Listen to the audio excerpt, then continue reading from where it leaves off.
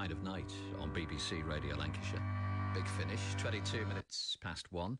Now, the last time we spoke to my next guest was way back in March as we started to emerge from the long winter months and to what we hoped would be better weather, although looking out the window today, the rain and the wind, gusts of up to 70 miles an hour. If it moves today, I think we should bolt it down. I'm pleased to say he joins me now as we head towards the summer.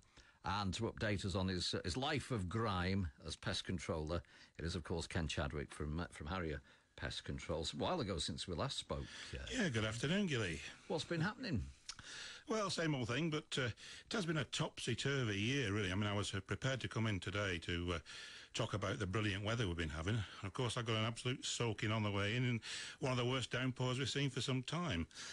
But we've had a fantastic spring, haven't we? Well, have you seen, then, problems earlier than you would normally have done? Very, very much so, Gilly. In fact, we normally start expecting to do wasp nests round about the middle to third week of June. As you can see, I've actually brought one in to show you. That's great, isn't it? I mean, I don't like them, but and my problems again in my shed this year.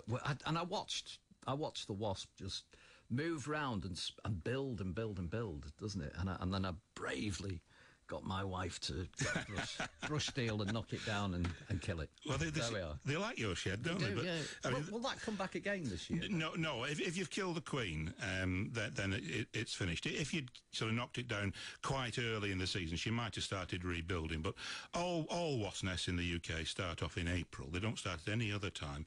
And this one I brought in to show you here today, I mean, I wouldn't normally be expecting to see them at that size until really the end of June. So I reckon in the 3, 4, 5 weeks early this year, and they're going to be big nests, Gilly, really big ones. Just describe that for us and how big it is, and you've got it fitting into a little cardboard box there. That's right. Yeah. It's about the size of a small grapefruit or a large orange, and it has an outer case, and it's entirely made of paper.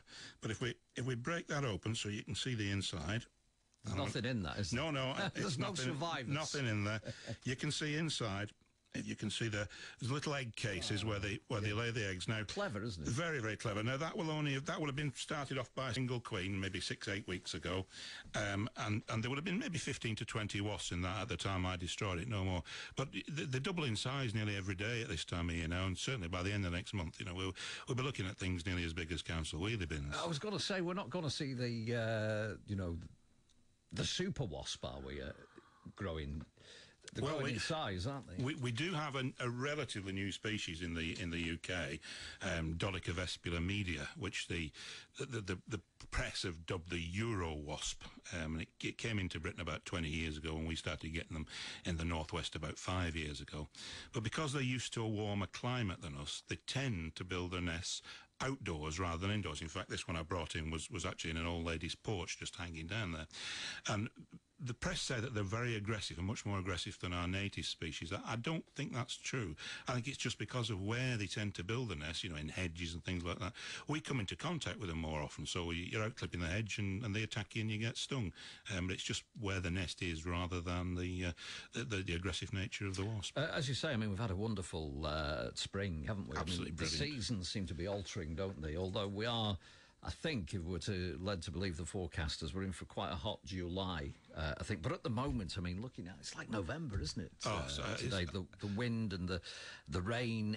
How's that affecting the world of insects and pests then? It won't affect it terribly much at all. If we got a prolonged period of cold, wet weather, that might. But the wasp nests now are, as you've seen, all well established. If we were to design a perfect year for wasps, we've pretty much added a colder than average winter, and that puts them deep into their hibernation so they don't come out too early, and then a gloriously early warm spring. So I'm afraid all those people who are looking forward to a summer of barbecues and they don't like the wasps and they don't like the ants, I'm afraid you're probably going to be trouble this year, because I think it's going to be a brilliant year for all the Hymenoptera, which is wasps, bees, ants and sawflies. Yeah, I mean, and that's just up your street really, isn't it?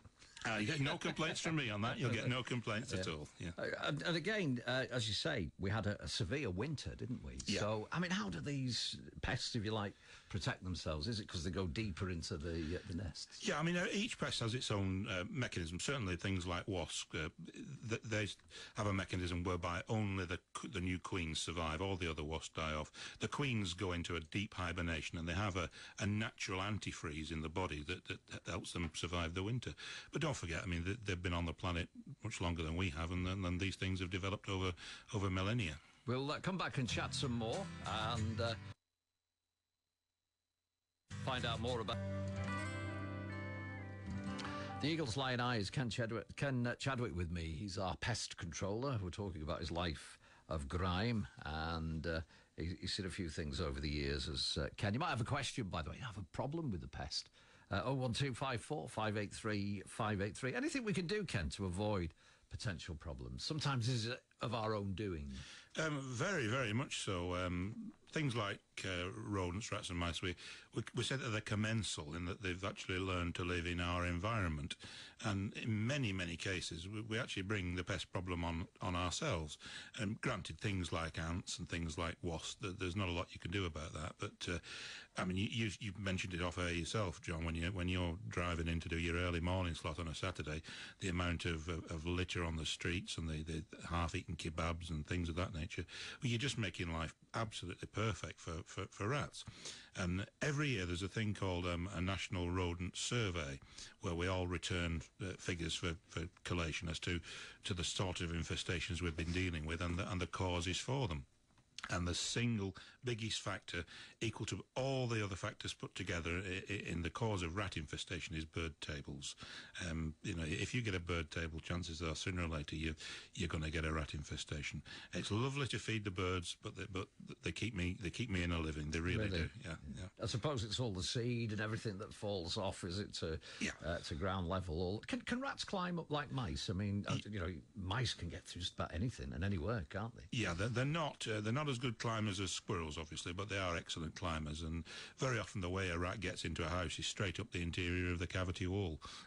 It'll never see the light of day. It comes out through a breakage in the sewage system somewhere, straight up the cavity wall and into the loft, and so you don't even see it running around. But broadly speaking, the pen you're holding now in your hand, if you could put that through a hole, you get a mouse through it, and a rat doesn't need much bigger either. So the thing with all things, if you're going to feed the birds, put a small amount out and take what's left away after a few minutes. Don't leave it hanging there for days on end, otherwise you're just encouraging rats into the area. And of course, you mentioned squirrels. I was thinking about you not too long ago on the One Show. It showed you how much damage, we've talked about this before, haven't we? How much damage a squirrel can do in someone's loft. Oh, a fantastic amount of damages, especially at this time of year now where they're having the babies.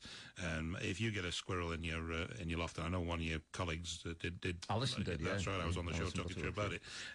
I'll give you a written guarantee that the babies will trash your electrical wiring. They do it on every single time they get into a loft. And of course, the small print on your insurance says you might not be invalidated. Completely invalidated. Won't be covered for that, because people say, "Oh, it's only a poor little squirrel," don't they? Well, they've got fantastic PR because they really are just rats with a good spin doctor. They do far more damage in the garden, and of course when they get inside the house. I did one a couple of years back now, and the guy said to me he thought he had 5 squirrels he'd seen. Of course, one squirrel looks pretty much like another, and I actually took 23 squirrels out of his loft. And between me, a builder to repair the holes, and an electrician to rewire the house, it cost him nearly £2,500. So he's not as keen on squirrels as he was before. I mean, what's the way that people like you get rid of squirrels then? I mean, is there a humane way to do it? What have you got to do with it? Because people say, "Oh, put it in a cage and take it somewhere and let it go," but you can't do that. No, it's a legal minefield, and in fact, within the last year, a vicar was fined, I think, £1,500 because he bought a trap, which you can do, and did a DIY catch, but unfortunately he made the mistake of drowning it, which is a criminal offence now, and he was fined £1,500 for it. Your options where squirrels are concerned are very, very limited. Realistically, all you can do if they're in a house is you can shoot them or you can trap them, and usually in the confines of a domestic dwelling, shooting's a bit of a no-no. So you're faced with a a trapping program, and that then again has legislation attached to it, like you have to have the trap baited with, it has to be food and water for the squirrel, the traps have to be checked twice daily and so on, and it can be a very, very expensive business for one tiny squirrel. You need to call in an expert, don't Absolutely. you, to know what you're doing. Is it now then is this the danger time for getting them in your loft, squirrels, or has that passed? It's ongoing. They normally start shortly after Christmas preparing the nest. They're actually called a squirrel's dray. They'll usually have 2 litters per year, although I suspect this year with the really early start they'll probably get a third one in at the back end. So there are very, very few times when they're not breeding. We'll come back, we'll chat some more at 1:45. We'll do this. Lancashire Ken Chadwick with me. We're talking pest control today, and also his life of grime as well. 01254 583 583 if you've got a question for Ken. I've got a text from Nigel who says, my house has suddenly become full of tiny flies. He hasn't got any fruit, etc. in the house, so how does he get rid of them? Well, the first step in dealing with any infestation problem is identification of species. So we would need to know what sort of fly they are, and then we would know their life cycle, the breeding habits and so on. Off the top of my head, I would probably put money on it being some sort of drain or filter fly. So you're looking at something like standing water in somewhere or other. Now, that could be a blocked drain, your gutters holding water, although up until this last weekend we haven't had a great deal of rain.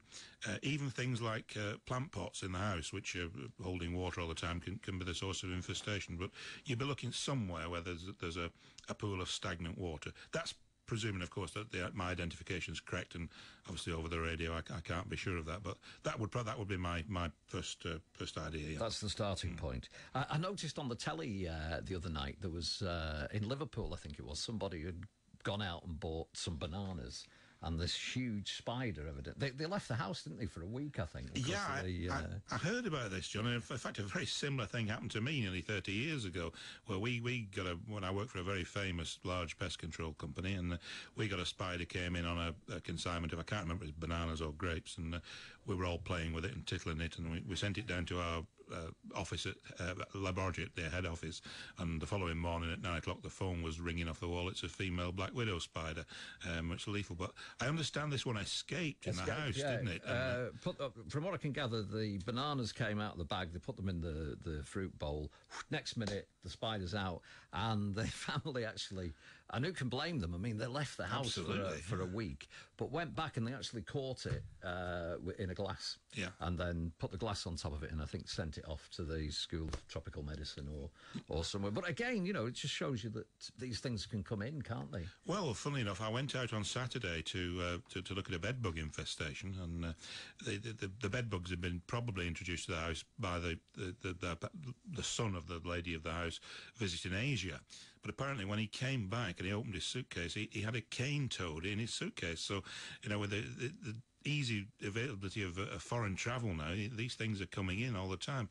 And I believe in areas near to airports now, even in the UK, we're getting cases of malaria from mosquitoes brought in and so on. You've brought a couple of gadgets with you for to make your job as a pest controller. Is this making it a little bit easier, this? It is, John. And, people get this image of us flat cap and whippets, but every now and then things come along which do make our job a lot easier. And this is one of them. And it's such a simple idea. It's untrue. What I'm showing John here now, it looks for all the world a bit like an ashtray, but it's about the same size. But it's called a bedbug moat, and the idea is that you stand the legs of your bed in it, and there's a moat round the outside, a channel, and the outside of the moat is made of a rough plastic that the bedbugs can climb very easily. But unfortunately, once they get into this channel, this moat, it's slippy plastic on the inside, and they can't get out. So it makes it very, very easy for us to keep bedbugs out of the bed, because the biggest problem for us is that we're never going to kill every bedbug in a room on a treatment. It's just not possible. But we can usually clear the bed, and so once we've done that, we can now prevent the bed bugs from getting back into the bed by using these. And also, it's an indication to us that the infestation is still present.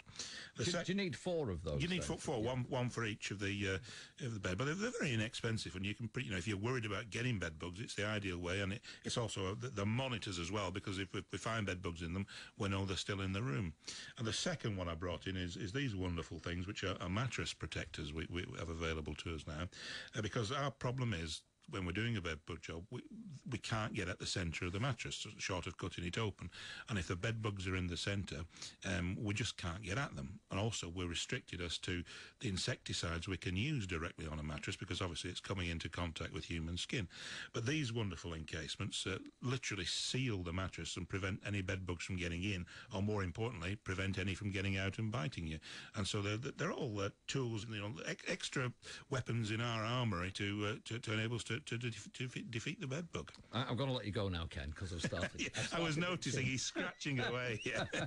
you do that every time you come in, but thanks very much indeed. You're welcome. For joining us this afternoon. Ken Chadwick from Harrier Pest Control, talking about his life of grime.